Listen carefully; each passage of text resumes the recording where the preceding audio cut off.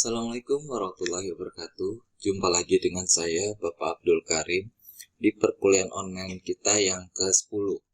Pada perkuliahan online kita yang ke-10 ini, kita akan mempelajari banyak materi, yaitu yang pertama kita akan mengenal turunan fungsi hiperbolik.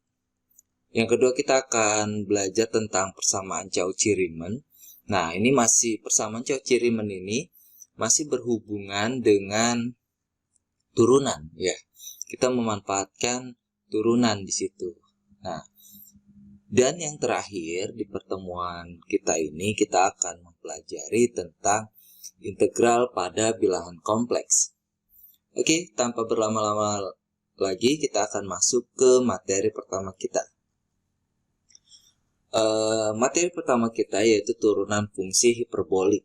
Nah, secara sederhana, turunan fungsi hiperbolik sudah pembaca pelajari pada saat perkuliahan kalkulus di semester bawah dan dapat pembaca buktikan.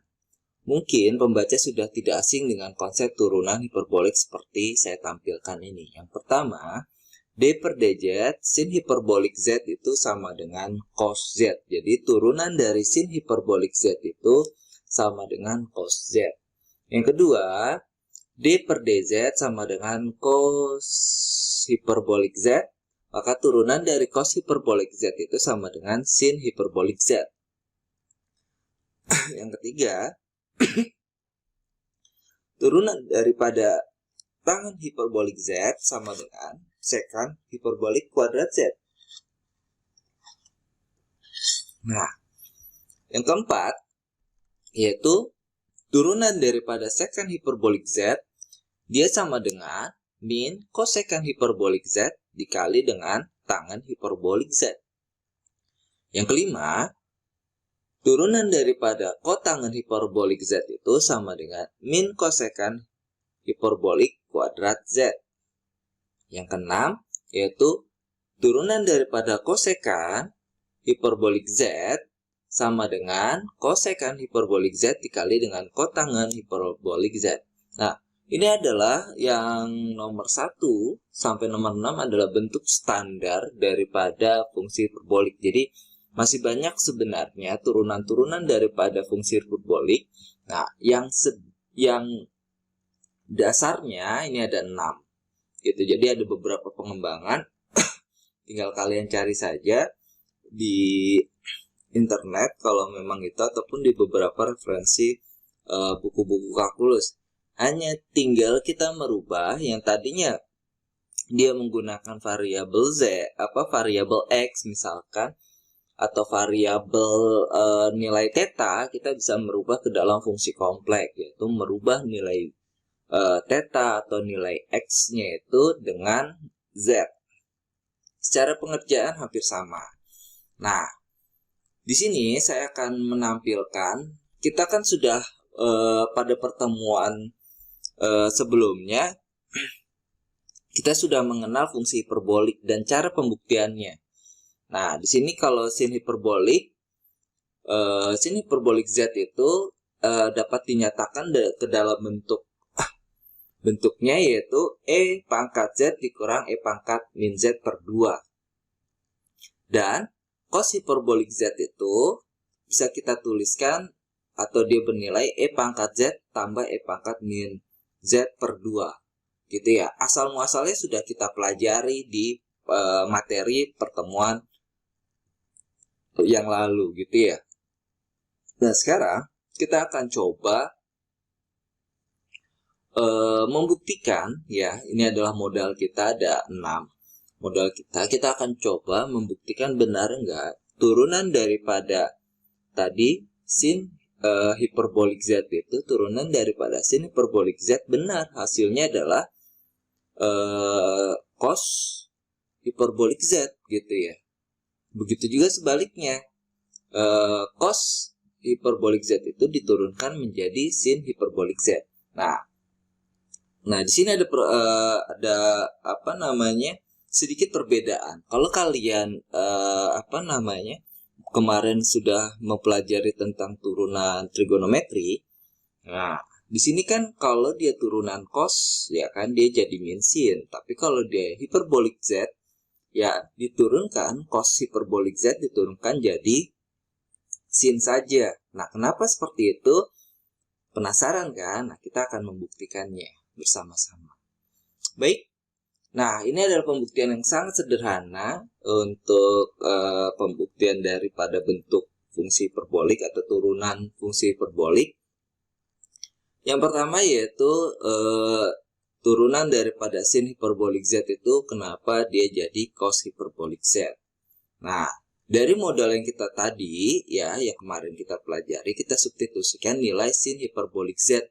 Nah, di sini menjadi D per DZ E pangkat Z dikurang E pangkat min Z per 2. Nah, E pangkat Z itu ketika diturunkan jadi 1, rekan-rekan. Kalau kemarin di dalam trigonometri sini ada nilai I-nya nih. E pangkat IZ. Maka ketika dia diturunkan menjadi I depannya. Gitu. Kalau dia kebetulan nilainya di sini kan koefisiennya 1, maka ketika dia diturunkan E pangkat Z, maka dia depannya itu sebenarnya adalah 1. Begitu juga bentuk daripada min E pangkat min Z. Ya, di sini ketika dia diturunkan ya, atau ya diturunkan, didiferensialkan, dia berubah menjadi min kali min 1 ya. Berarti jadinya plus di sini. Gitu. Ketika dia berubah jadi plus, ya kan? Nah, kita lihat sini. Bentuk daripada E pangkat Z ditambah E pangkat min Z per 2 itu, ya kita lihat di sini modalnya adalah sama dengan cos hiperbolik Z. Oke, ini benar. Maka kita bisa katakan terbukti bahwa turunan daripada sin hiperbolik Z itu sama dengan cos hiperbolik Z. Oke. Kita akan masuk ke contoh kedua. Nah, ini yang membedakan antara turunan daripada fungsi trigonometri dengan fungsi hiperbolik. Nah, di sini ada perbedaannya. Kalau di dalam fungsi trigonometri, kita ketika cos itu diturunkan, pasti dia berubah menjadi min sin. Tapi berbeda kalau dia adalah fungsi hiperbolik. Dia tetap nilai sinnya menjadi nilai yang positif. Kenapa begitu? Kita bisa buktikan di sini. Ya. Nah, di sini turunan daripada cos hiperbolik Z itu sama dengan E pangkat Z tambah E pangkat min Z per 2. Nah, ini diturunkan dari nilai cos yang ini nih, yang tadi. Ya, kita nyontek dari sini aja, dikonversi ke sini, maka E pangkat Z diturunkan tetap jadi 1, yaitu E pangkat Z. Nah, plus ini berubah jadi negatif. Kenapa? Berasal dari turunan daripada E pangkat min Z. Ya, ketika dia diturunkan menjadi min 1. Nah, ketika dia min 1, ini akan diperoleh hasilnya adalah E pangkat Z dikurang E pangkat min Z per 2. Nah, dia kembali lagi ke bentuk sin hiperbolik Z. Ya. Ya, dia akan kembali lagi ke bentuk sin hiperbolik Z.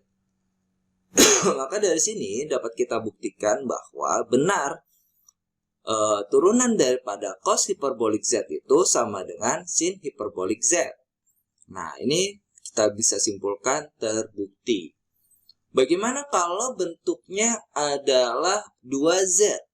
Nah, sesuai dengan contoh kemarin, nah, ya, contoh trigonometri kita samakan dengan contoh hiperboliknya.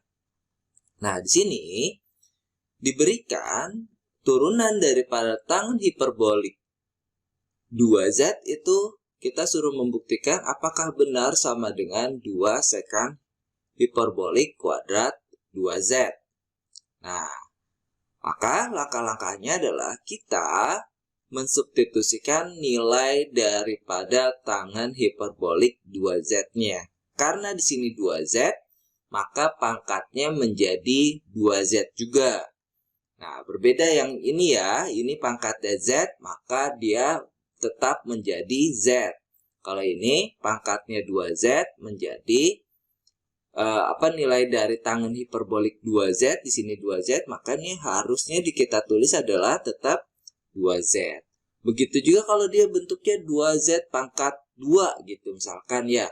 Maka kita tulisnya di sini 2Z pangkat 2. Oke, tanpa berlama-lama lagi, ini adalah perubahan daripada tangan hiperbolik 2Z. Maka ini bisa kita tuliskan seperti ini, yaitu E pangkat 2Z dikurang E pangkat min 2Z per E pangkat 2Z ditambah E pangkat min 2Z. Dia berasal dari sin hiperbolik Z dikali 2Z per cos hiperbolik Z 2Z. Nah, ini berasal dari sini. Nah, setelah itu kita menggunakan konsep turunan turunan parsial ya. Dimana bentuknya adalah di sini bentuknya yaitu U aksen dikali V dikurang U kali V aksen per V kuadrat. Ya, ini adalah kita menggunakan konsep turunan parsial. Oke. Nah, dari sini kita akan selesaikan turunannya terlebih dahulu. Di sini tanda aksen itu artinya turunan gitu ya. Nah, ini kita turunkan bentuk E pangkat 2Z dikurang E pangkat min 2Z ketika dia diturunkan menjadi 2 dikali E pangkat 2Z tambah. Oke, ini kenapa dia berubah jadi tambah? Karena ini min 2-nya turun.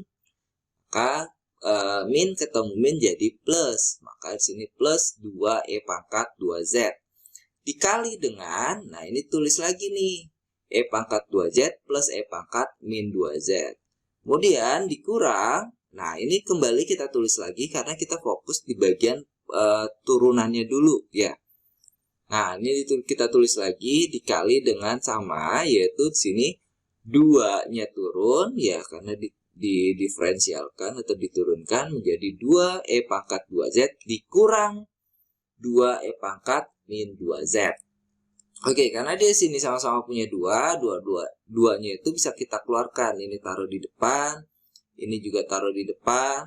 Terus, karena di sini sama-sama punya 2-nya bisa kita taruh depan, dan ini kita faktorkan, kita selesaikan ya dengan sistem persamaan kuadrat sempurna.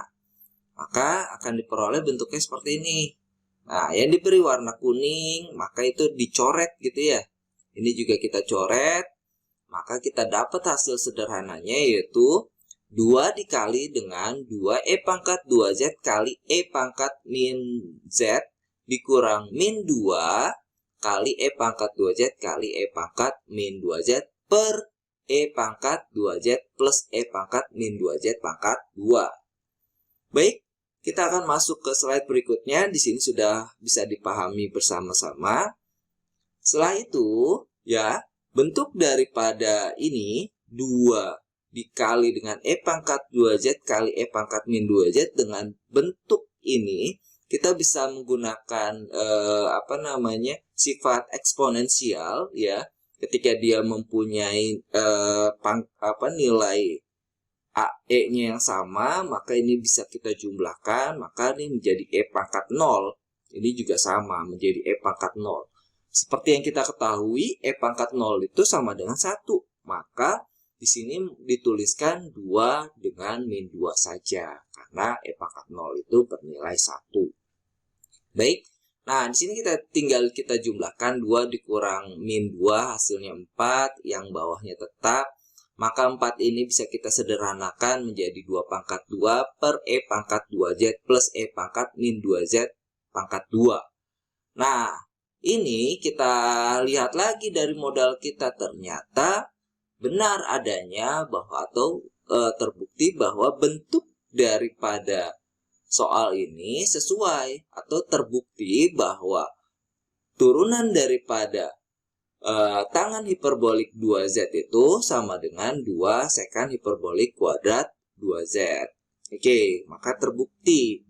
Nah, sekarang kalian bisa mencoba sendiri atau menggunakan turunan trigonometri sebagai bahan diskusi, sebagai bahan pembanding. Kenapa dia berbeda? Ya, ada beberapa bagian yang berbeda, tapi tidak merubah cara pengerjaannya ya. Oke, ini untuk materi pertama kita. Kalau memang ada pertanyaan silakan sampaikan ke dalam grup WhatsApp. Baik, kita akan masuk ke materi kedua kita. Nah, pada materi kedua kita bertema persamaan Cauchy-Riemann. Nah, apa itu persamaan Cauchy-Riemann? Nah, dia berhubungan dengan turunan yang akan kita pelajari, masih sama. Nah, di sini dikatakan atau didefinisikan suatu fungsi fz dikatakan analitik di suatu titik z0 jika terdapat suatu lingkungan. Ya, dia terdapat suatu lingkungan di mana mutlak z dikurang z0. Sehingga f aksen z di setiap titik pada lingkungan tersebut. Nah, sekarang andai bahwa fungsi fz itu sama dengan u kali x, y ditambah i v x, y mempunyai turunan pada suatu titik z0 sama dengan a, b. Maka pada titik itu f aksen z sama dengan ux ditambah i vx sama dengan vy dikurang i uy. Nah, jadi di sini ada syarat. Dikatakan dia Cauchy-Riemann jika nilai ux itu sama dengan vy dan vx sama dengan min uy. Ketika dua syarat ini terpenuhi, maka persamaan ini dikatakan persamaan Cauchy-Riemann dan dikatakan juga dia merupakan analitik di suatu titik z0. Gitu ya. Nah, ini syaratnya. Kalau dua syarat ini terpenuhi, yaitu ux sama dengan vy dan vx sama dengan min uy, maka dikatakan dia itu merupakan persamaan Cauchy-Riemann dan juga dia suatu persamaan analitik di suatu titik z0. Oke. Nah, apa itu ux dan vy? Nah, atau ini adalah dari hasil turunan. du per dx sama dengan dv per dy atau turunan terhadap x dan juga v turunan terhadap y. Begitu juga vx sama dengan min uy. Artinya suatu persamaan v diturunkan terhadap x, suatu persamaan u diturunkan terhadap y. Bagaimana contohnya? Kita akan masuk ke beberapa bagian contoh. Nah, ini yang saya tampilkan adalah contoh-contoh sederhana ya, yang mungkin mudah dipahami oleh rekan-rekan, tidak terlalu sulit. Ya. Di sini untuk contoh yang pertama, buktikan bahwa turunan fz sama dengan z2 ada untuk semua z, itu pertanyaan pertama, dan bahwa f aksen z itu sama dengan 2z. Nah, di sini rekan-rekan bisa pahami bersama bahwa kita merubah ya kan variabel z-nya ya, variabel z-nya itu sama dengan nilai kompleks itu sendiri, yaitu dia bernilai x plus y ya. Karena di sini adalah z kuadrat, maka kita bisa tuliskan z-nya itu menjadi x ditambah y pangkat 2. Oke.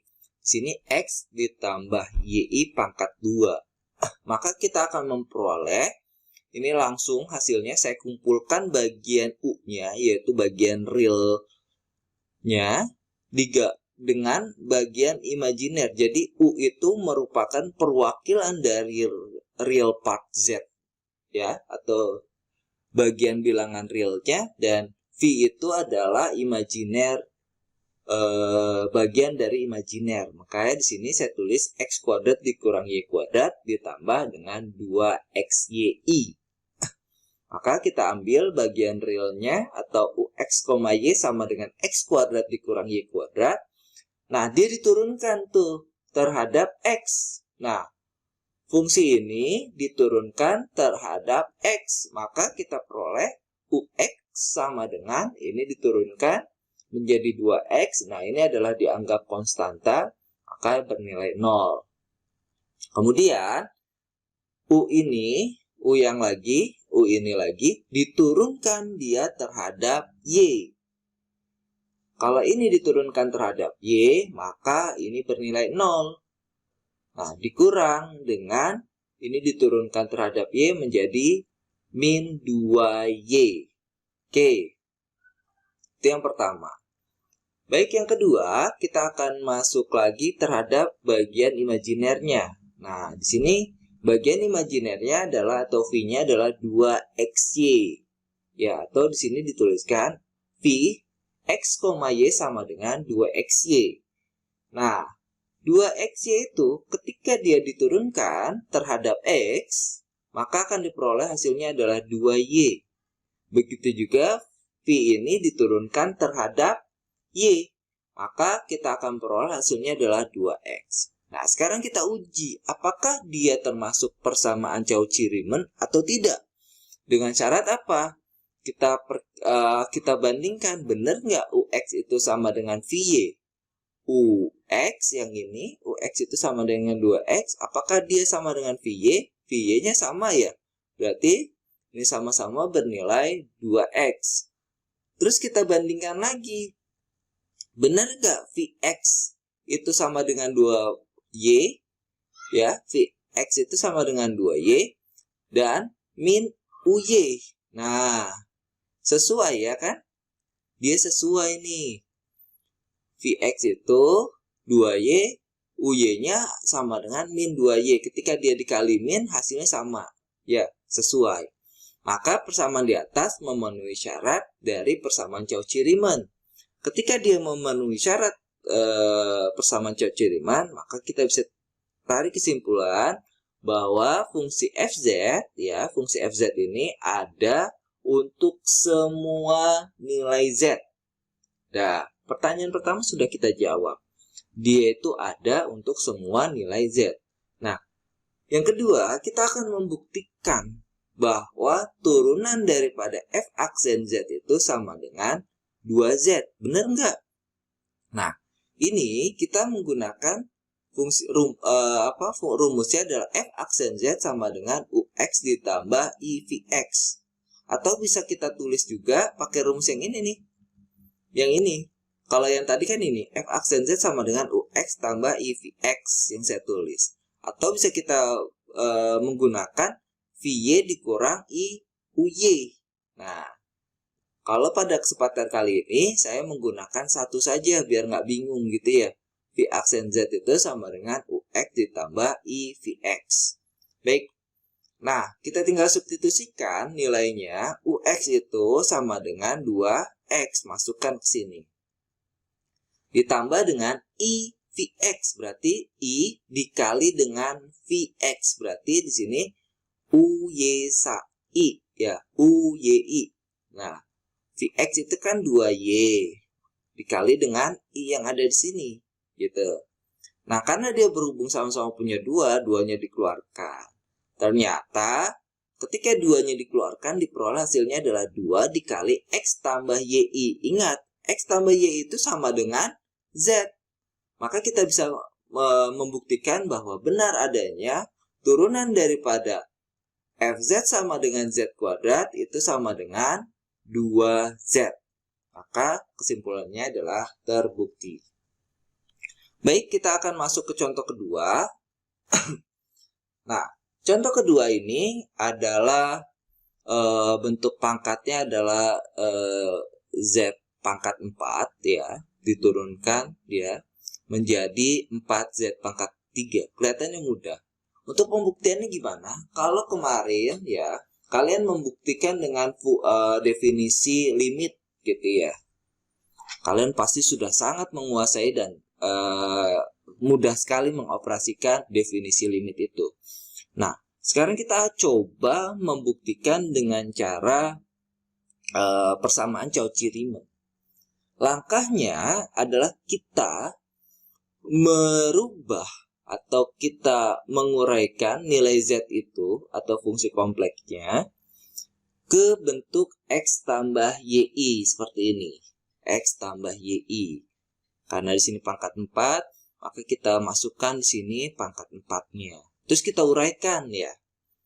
Kita uraikan, maka akan diperoleh bentuknya seperti ini. X pangkat 4 ditambah 4X pangkat 3 YI ditambah 6X kuadrat Y kuadrat I kuadrat tambah 4XY pangkat 3 I pangkat 3 plus Y pangkat 4 dikali I pangkat 4 sama dengan, nah kita kumpulkan bagian realnya, I-nya kita sederhanakan, maka akan diperoleh hasilnya seperti ini rekan-rekan. Kita sudah dapat U plus I V-nya. Ini U-nya, realnya, ini V-nya bagian imajinernya.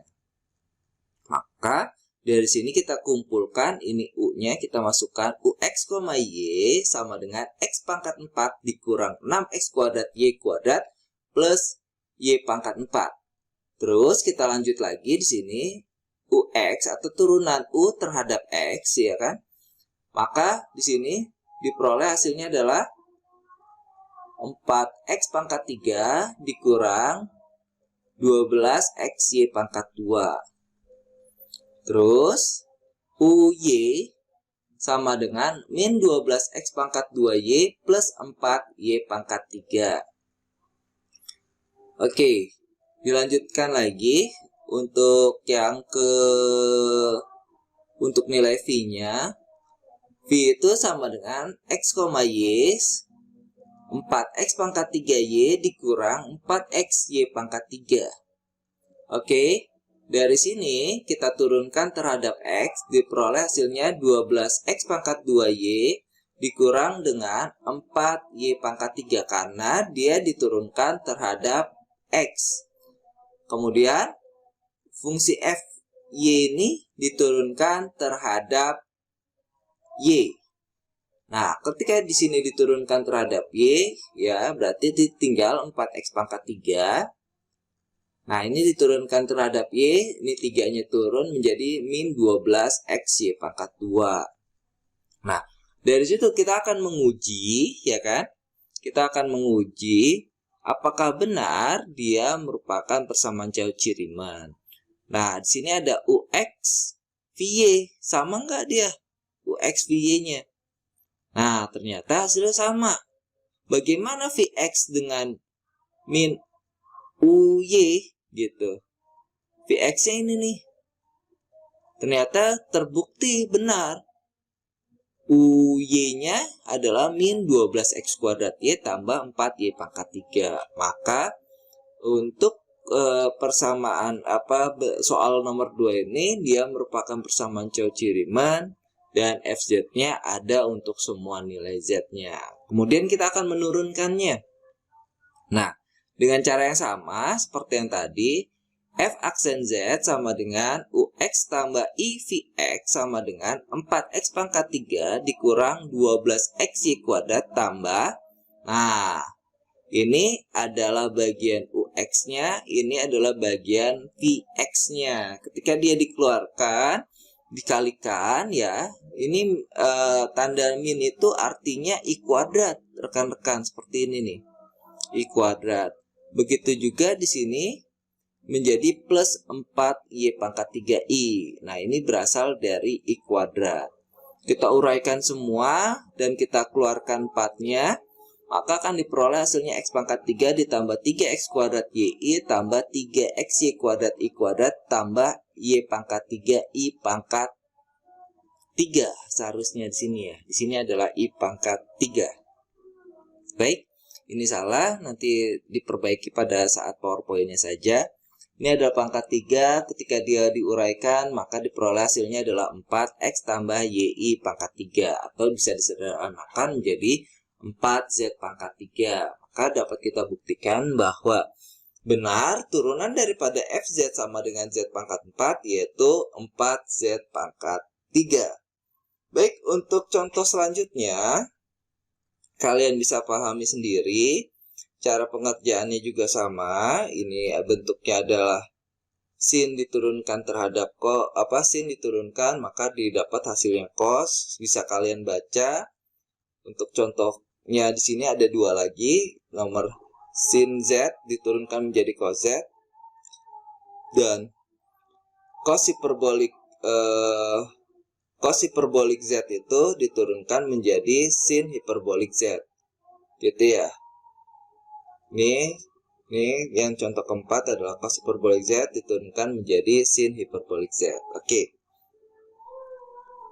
Nah, kita akan masuk lagi ke dalam integral pada bilangan kompleks. Nih, materi kita panjang karena saya baru sadar bahwa ini ada pertemuan terakhir, makanya saya harus mengejar supaya materinya tercapai, kira-kira gitu, biarpun cuman sekilas. Baik, kita masuk lagi ke dalam materi terakhir kita pada perkuliahan hari ini, yaitu integral pada bilangan kompleks. Oke, di sini ada secara konsep integral pada bilangan kompleks itu sama seperti materi-materi yang pernah kalian pelajari di mata kuliah kalkulus. Jadi turunan juga sama cara pengerjaannya. Begitu juga integral juga sama cara pengerjaannya. Kalau ini benar-benar sama, secara konsep dasar sama, secara pengerjaan juga sama. Ini saya tampilkan hanya sedikit ya untuk bentuk integral secara dasarnya saja. Kalian bisa baca atau punya referensi juga. Jadi tinggal kalian merubah yang tadinya menggunakan variabel X, kita rubah ke dalam fungsi kompleks yang bernilai Z gitu. Nah, cara pengerjaannya juga sama. Ini saya tampilkan beberapa contoh yang bisa kalian pahami, sederhana sekali, bisa kalian otret-otret. Ini bisa, saya yakin kalian sudah sangat memahami untuk bentuk integral ini. Ya, cara pengerjaannya juga sama, bisa sesuai dengan sifat-sifat yang ada. Nah, di sini juga kalian juga akan mengenal namanya integral parsial. Itu pastinya sudah di luar kepala kalian, namanya integral parsial, ya kan? Itu sangat kalian pahami. Kalau di situ ada turunan parsial, maka ada namanya integral parsial. Integral parsial itu dia berasal dari turunan parsial gitu ya. Makanya bentuknya seperti ini gitu ya. Nah, oke lah, saya cukupkan saja untuk penjelasannya. Silakan dipahami. Kita akan masuk ke dalam sesi diskusi kita pada hari ini. Di sini saya tidak akan memberikan tugas. Kalian selesaikan tugas-tugas yang kemarin. Saya tunggu sambil setelah UTS gitu ya. Jadi sekalian kalian ngumpulin UTS, kalian juga bisa melengkapi bukan UTS ya, UAP ya.